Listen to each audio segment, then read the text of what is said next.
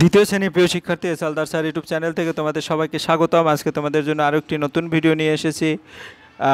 Bangla model প্রশ্ন set number 6, অর্থাৎ আমি ইতিপূর্বে আরও 6টি সেট দিয়েছি।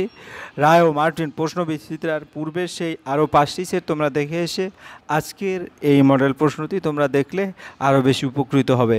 তবে মডেল প্রশ্নের পাশাপাশি আমি তোমাদের টেক্সট বই সমাধান দেখাবো এই ভিডিওতে। আর স্কুল নম্বর 6 ছিল উষাঙ্গিনী বালিকা বিদ্যালয়, বেলুর গার্লস হাই স্কুল। 50 মার্কের এই স্কুলের প্রশ্নটি আমি বিশ্লেষণ সহ সম্পূর্ণ সমাধান দেখাবো এই ভিডিওতে। কাজে তোমরা যারা এখনও আমার চ্যানেলটিকে সাবস্ক্রাইব করনি তারা এখনই চ্যানেলটিকে সাবস্ক্রাইব করে বেল আইকনটি প্রেস করে দাও। তোমাদের প্রথমে যদি বলি সিলেবাস হচ্ছে আমার বইয়ের তৃতীয় অংশ এবং সহজ পাঠের শেষ অংশ। আজকের আলোচনা সহজ পাঠের তোমার 37 পৃষ্ঠা থেকে 43 পৃষ্ঠা যত রকমের প্রশ্ন আছে সকল প্রশ্নের উত্তর এবং তার বিশ্লেষণ আমি এই ভিডিওতে শেষে দেখাবো। যাই হোক, প্রথমে প্রশ্নটা দেখি। রায় ও মার্টিন প্রশ্ন বিচিত্রার যে প্রশ্নটি সেটি হচ্ছে পূর্ণমার্ক 50, সময় থাকবে 1 ঘন্টা 30 মিনিট। আমি স্কুলটি আবার মনে করে দিচ্ছি, উষাঙ্গিনী বালিকা বিদ্যালয় আর বেলুর গার্লস হাই স্কুল।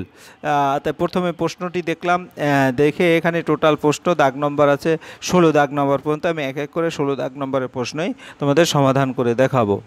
তা আমি প্রথমে যদি দেখি 1 নম্বরের প্রশ্ন।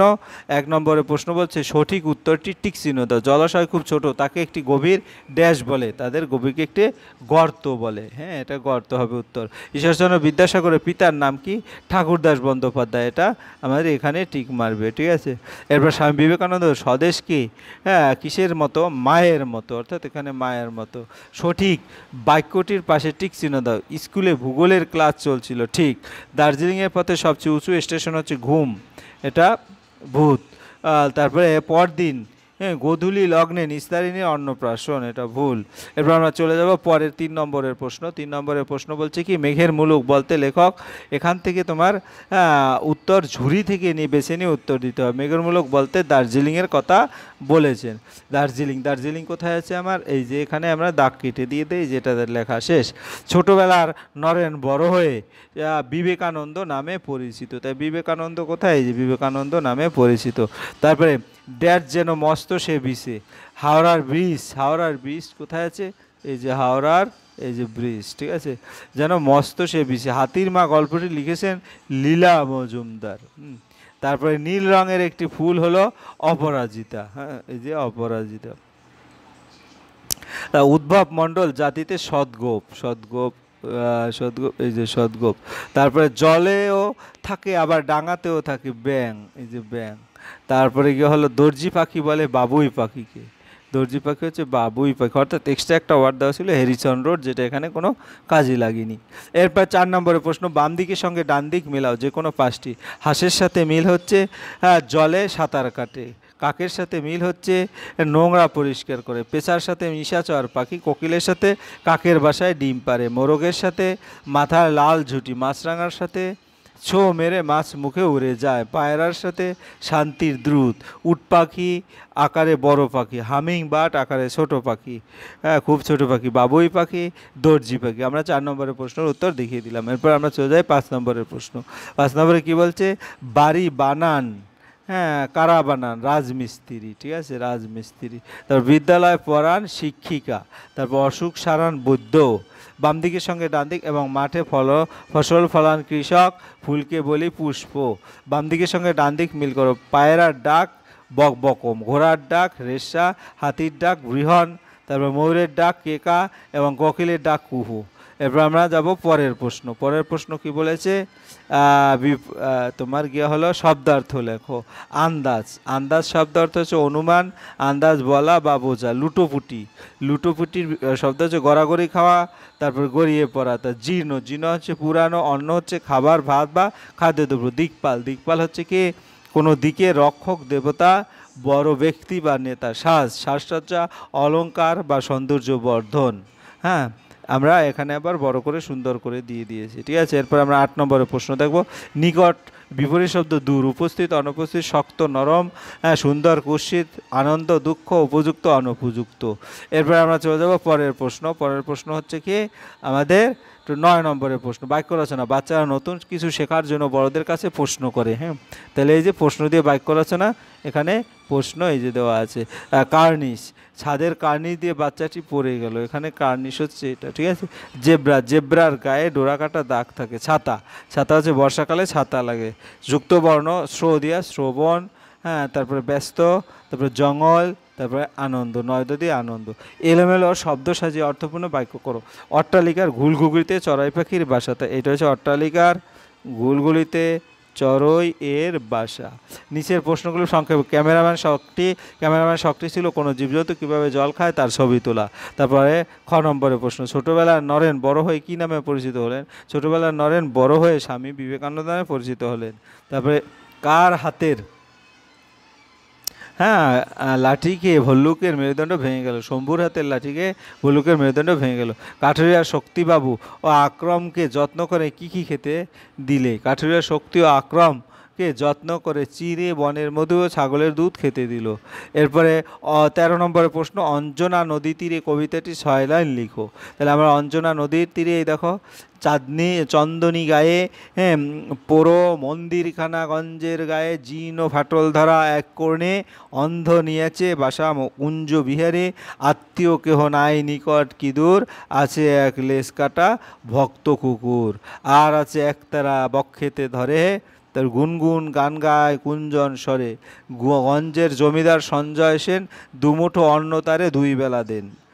এই হচ্ছে তোমার, এখন যদি আমি কবিতাটা তোমাদের দেখাই 6 লাইনে, এই যে 6 লাইনের কবিতাটা এখানে তোমাদের দেখিয়ে দিলাম। এরপর 14 নম্বরের প্রশ্ন, 14 নম্বরের প্রশ্ন যদি আমরা যাই, স্বাধীনতা দিবস হচ্ছে 15ই আগস্ট, তারপর পরিবেশ দিবস হচ্ছে 5ই জুন, শিশু দিবস হচ্ছে 14ই নভেম্বর, শিক্ষক দিবস হচ্ছে 5ই সেপ্টেম্বর এবং প্রজাতন্ত্র দিবস হচ্ছে 26শে জানুয়ারি। এরপর আমরা নিচের ঘটনাগুলো পরপর সাজিয়ে নম্বর লিখব। তাই এই ঘটনা যদি আমরা দেখি, এখানে কি আছে, রাস্তার ধারে মাইল ফলক দেখে বাবা চেনালেন ইংরাজি সংখ্যা 1 নম্বর। তারপরে 2 নম্বর হচ্ছে পরীক্ষা করার জন্য তিনি মাইল ফলক পেরিয়ে যাওয়ার সময় ছেলের নজর অন্যদিকে ঘুরিয়ে রাখলেন তিনি। এরপরে 3 নম্বর হচ্ছে তার সন্দেহ হয়েছিল ছেলে হয়তো আন্দাজ সংখ্যা চেনাচ্ছে। তারপরে হচ্ছে পরের মাইল ফলক ছেলেকে দেখতেই সে বলে এখানে ভুল লেখা আছে।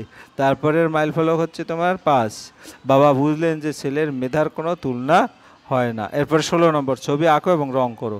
তাহলে আমি যদি আবার এই প্রশ্নটার উত্তরে আমি এখানে কিন্তু এভাবে দিয়ে দিয়েছি, ঠিক আছে। এরপরে আমরা যদি যাই দেখি জাতীয় ফুল, ছবি আঁকো জাতীয় ফুল। এই দেখো তোমার ছবি আঁকা হয়েছে, তোমরা সুন্দর করে দেখে দেখে রং করবে। এরপর যে কোনো একটি প্রাণী, আমি এখানে কাঠবিড়ালির ছবি এঁকেছি, এখানে কাঠবিড়ালির ছবি এঁকেছি। এই 16 নম্বর প্রশ্ন হয়ে গেছে। এখন তোমাদের আলোচনা হবে টেক্সট বই সমাধান। আজকের বিষয় হচ্ছে সহজপাঠ দ্বাদশপাঠ। গুপ্তিপাড়ার বিশম্বর বাবু পালকি চড়ে চলেছেন সপ্তগ্রামে, এই টোটাল গল্পটা পড়বে, তারপরে সকল প্রশ্ন উত্তর এখানে দেখিয়ে দেবো। গুপ্তিপাড়ার বিশম্বর বাবু পালকি চড়ে চলেছেন সপ্তগ্রাম, ফাল্গুন মাস কিন্তু এখনও খুব ঠান্ডা, কিছু আগে প্রায় সপ্তাহ ধরে বৃষ্টি হয়ে গেছে। বিশম্বর বাবুর গায়ে 1 ফোঁটা কম্বল, পালকির সঙ্গে চলছে তার শম্ভু চাকর, হাতে এক লম্বা লাঠি, পালকির ছাদে ওষুধের বাক্স দড়ি দিয়ে বাঁধা, শম্ভুর গায়ে অদ্ভুত জোর। একবার কুম্ভীরার জঙ্গলে তাকে ভল্লুকে ধরেছিল, সঙ্গে বন্দুক ছিল না, তারপর শুদ্ধ কেবল লাঠি নিয়ে ভল্লুকের সঙ্গে তার যুদ্ধ হলো।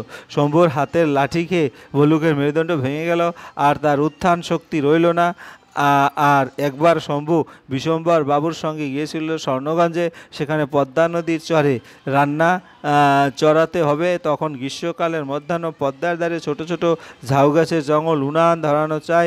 দা দিয়ে শম্ভু ঝাউডাল কেটে আটি বাঁধল। অসহ্য রৌদ্র, বড় তৃষ্ণা পেয়েছে, নদীতে শম্ভু জল খেতে গেল। এমন সময় দেখলো একটা বাছুরকে ধরেছে কুমির। শম্ভু এক লাফে জলে পড়ে কুমিরের পিঠে চড়ে বসলো এবং দা দিয়ে তার গলার পেঁয়াজ দিতে লাগলো। জল লাল হয়ে উঠল রক্তে, কুমির যন্ত্রণায় বাছুরকে দিল ছেড়ে এবং শম্ভু সাঁতার দিয়ে ডাঙায় উঠে গেল। এরপর বিশম্বর বাবু ডাক্তার রুগী দেখতে চলেছেন বহু দূরে। সেখানে স্টিমার ঘাটের স্টেশন মাস্টার মধু বিশ্বাস তার ছোট ছেলের অন্নশূল বড় কষ্ট পাচ্ছে। বিশম্বর বাবু পশ্চিম ধারের মাঠ প্রকাণ্ড, সেখানে যখন পালকি এলো তখন সন্ধ্যা হয়ে এসেছে। রাখাল গরু নিয়ে চলেছে গোষ্ঠ ফিরে। বিশম্বর বাবু তাকে দেখে জিজ্ঞাসা করলেন, ওহে বাবু, সপ্তগ্রাম কত দূর বলতে পারো? রাখাল বলল, আজ্ঞে সে তো 7 ক্রোশ হবে, আজ সেখানে যাবেন না, পথে বিশ্ব হাটের মাঠ, তার কাছে শ্মশান, সেখানে ডাকাতের ভয়। ডাক্তার বললেন, বাবা রুগী কষ্ট পাচ্ছে, আমাকে যেতে হবে। তিপ্পুনি খালের ধারে যখন পালকি এলো, রাত্রি তখন 10টা, বাঁধন আলগা হয়ে পালকির ছাদ থেকে ডাক্তারের বাক্সটা গেল পরে, কাজটা রয়্যাল শিশি ভেঙে চূর্ণ হয়ে গেল।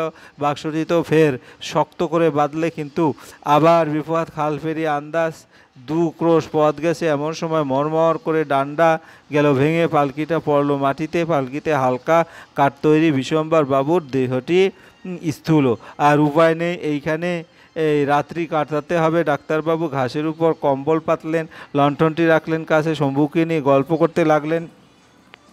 এমন সময় বেহারাদের সর্দার বন্ধু এসে বলল, ওই যে কারা আসছে, ওরা ডাকার সন্দেহ নেই। বিশ্বম্বরবাবু বলেন, ভয় কি, তোরা তো সবাই আসিস। বুদ্ধ বলল, বলগু পালিয়েছে, পল্লুকেও দেখছি নে, বাক্স লুকিয়েছে ওই ঝোপের মধ্যে। ভয়ে বিষ্ণুর হাত পা আড়ষ্ট শুনে ডাক্তার তো ভয়ে কম্পিত, ডাকলেন শম্ভু। শম্ভু বললে, আজ্ঞে। ডাক্তার বললেন, হ্যাঁ, এখন উপায় কি? শম্ভু বলেন, ভয় নেই, আমি আছি। ডাক্তার বলেন, ওরা যে 5 জন। শম্ভু বলেন, আমি যে শম্ভু। এই বলে উঠে দাঁড়িয়ে এক লম্ফ দিলে, গর্জন করে বলল, খর্বদার। হ্যাঁ, ডাকাতরা অট্টহাসি করে এগিয়ে আসতে লাগলো। তখন শম্ভু পালকি সেই ভাঙা ডান্ডাখানা তুলে নিয়ে ওদের দিকে ছুঁড়ে মারলো। তারই এক ঘায়ে 3 জন একসঙ্গে পড়ে গেল। তারপরে শম্ভু লাঠি ঘুরিয়ে যেই ওদের ঝাঁপিয়ে পড়লো, বাকি 2 জন দিল দৌড়। তখন ডাক্তারবাবু ডাকলেন, শম্ভু। শম্ভু বলেন, আজ্ঞে। বিশ্বম্বরবাবু বলেন, এইবার বাক্সটা বের করো। শম্ভু বলেন, কেন, বাক্স নিয়ে কি হবে? ডাক্তার বলেন, এই 3টে লোকের ডাক্তারি করা চাই, ব্যান্ডেজ বাঁধতে হবে। রাত্রি তখনই অল্পই বাকি। বিশ্বম্বরবাবু আর শম্ভু দুজনে মিলে 3 জনের শুশ্রূষা করলেন। সকাল হয়েছে, ছিন্ন মেঘের মধ্যে দিকে দিয়ে সূর্যের রশ্মি ফেটে পড়েছে। একে একে সব বেহারা ফিরে এসেছে। বলগু এলো, পল্লু এলো এবং বক্সির হাত ধরে এলো বিষ্ণু। তখন তার হৃৎপিণ্ড কম্পমান। যা হোক, এখানে আমরা এক এক করে সকল প্রশ্নের উত্তর দেবো। প্রথমেই দেখব 40টি বাংলা অর্থ প্রশ্ন। পালকি, মানুষের কাঁধে তুলে নিয়ে যাওয়ার জন্য কাঠের তৈরি আসন। ফাল্গুন, বাংলা বছরে একাদশ মাস, বসন্ত ঋতুর মাস। কম্বল, মোটা চালের উলের চাদর গায়ে দেওয়ার কাপড়। চাকর, চাকর হচ্ছে ভৃত্য বা সেবক। লাঠি, হ্যাঁ, কাঠের মোটা দণ্ড, অস্ত্র বা ভর দেওয়ার বস্তু। ভল্লুক, ভালুক। তারপর যুদ্ধ, লড়াই বা সংগ্রাম। মেরুদণ্ড, শরীরের পিছনের হাড়ের কঙ্কাল, পিঠের হাড়। স্বর্ণগঞ্জ, একটি কাল্পনিক স্থান। তারপর চড়ানো, হ্যাঁ, জ্বালানো বা চালু করা, এখানে উনান ধরানোর অর্থে। এবার আটি, উচ্চ বা আটসাট করা, অসহ্য, সহ্য করা যায় না। তৃষ্ণা, পিপাসা। কুমির, জলজ হিংস্র প্রাণী। পেঁচা, ধারালো অস্ত্রে আঘাত করা। যন্ত্রণা, কষ্ট, ব্যথা। রুগী, অসুস্থ ব্যক্তি। স্টিমার, স্টিমবোট বা বাষ্পচালিত নৌকো। ঘাট, নদীতে নৌকো ওঠানোর জায়গা। স্টেশন, মাস্টার, রেল স্টেশনের প্রধান কর্মকর্তা।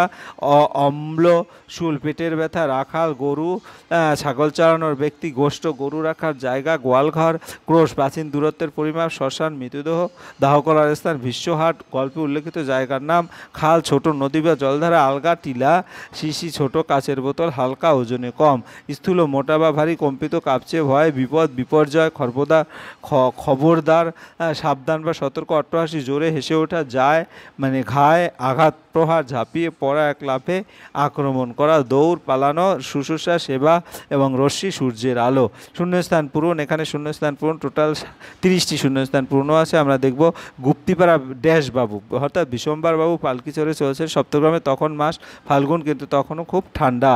কিছু আগে প্রায় সপ্তাহদয় ড্যাশ হয়ে গেছে, বৃষ্টি হয়ে গেছে। বিশ্বম্বর বাবু গায়ে এক মোটা ড্যাশ কম্বল। পালকির সঙ্গে চলছে তার ড্যাশ চাকর, শম্ভু চাকর। শম্ভুর হাত ছিল এক লম্বা লাঠি। একবার কুম্ভীরার জঙ্গলে তাকে ধরছিল ড্যাশ ভল্লুক। বন্দুক না থাকায় সে কেবল ড্যাশ নিয়ে লড়েছিল, লাঠি নিয়ে লড়েছিল। ভল্লুকের মেরুদণ্ড ভেঙে গেল। আর একবার শম্ভু গিয়েছিল স্বর্ণগঞ্জে। এরপর যে সেখানে তোমার পদ্মা নদীর চরে রান্না চড়াতে হবে। নদীর জল খেতে গিয়ে দেখলো বাছুরকে ধরছে কুমির। শম্ভু এক লাফে জল পড়ে গেছে, কুমিরের পিঠে উঠলো। দা দিয়ে সে কুমিরের ড্যাশ গলায় পোঁচ দিতে লাগলো। কুমির যন্ত্রণায় বাছুরকে দিল ছেড়ে। বিশ্বম্বর বাবু ছিলেন পেশায় ডাক্তার, তিনি যাচ্ছিলেন রুগী দেখতে হবে দূরে। রাখাল বলল, সপ্তগ্রাম এখান থেকে 7 ক্রোশ হবে। পথে বিশ্বহাটের মাঠ আছে শ্মশানে, সেখানে নাকি ড্যাশ ভয়, ডাকাতের ভয়। তারপরে রাত 10টার সময় পালকির ছাদ থেকে পড়ে গেছে এলেরও ডাক্তারের বাক্স। ক্যাস্টর অয়েলের ড্যাশ ভেঙে গেল, শিশি ভেঙে গেল। এরপর পালকির ডান্ডা ভেঙে গেল। এরপর তাই বিশ্বম্বর বাবুকে ঘাসের উপর কম্বল পাততে হলো। এমন সময় বেহারাদের সর্দার বুদ্ধ এসে খবর দিল। ডাক্তার এগিয়ে আসলে শম্ভু গর্জে উঠল, খবরদার। শম্ভু ভাঙা ডান্ডা তুলে ছিঁড়ে মারল ডাকাতদের তার এক ঘায়ে তিনজন ড্যাশ পড়ে গেল, শেষে ডাক্তারবাবু তিনজনের শুশ্রূষা করলেন। সকালে ছিন্ন মেঘের ফাঁকি দিয়ে সূর্যের রশ্মি পড়ল। এরপরের প্রশ্ন 30টি বিপরীত শব্দ। ঠান্ডা গরম, মোটা পাতলা, দূরে কাছে, সকাল রাত, ছোট বড়, তারপরে দ্রুত ধীরে, শক্ত নরম, সুখ দুঃখ, আনন্দ শোক, তারপরে দিন রাত, ভরা খালি, শুরু শেষ, উপরে নিচে, সামনে পিছনে, শুষ্ক ভেজা, সত্য মিথ্যা, জীবিত মৃত, ভোর সন্ধ্যা, উত্থান পতন, খোলা বন্ধ, যাত্রী চালাক, বন্ধু শত্রু, হাসি কান্না, আগে পরে, পরিচ্ছন্ন ময়লা, শান্ত উত্তেজিত, যোগ্য ধনী দরিদ্র, সত্যিকার নকল, শক্তিশালী দুর্বল। এবার বহু নির্বাচনী। বিশম্বরবাবু কোথায় যাচ্ছিলেন? সপ্তগ্রামে। বিশম্বরবাবুর পেশা কী ছিল? বিশম্বরবাবুর পেশা ছিল চিকিৎসা বা ডাক্তার। তারপর শম্ভুর হাতে কী ছিল? শম্ভুর হাতে লাঠি ছিল।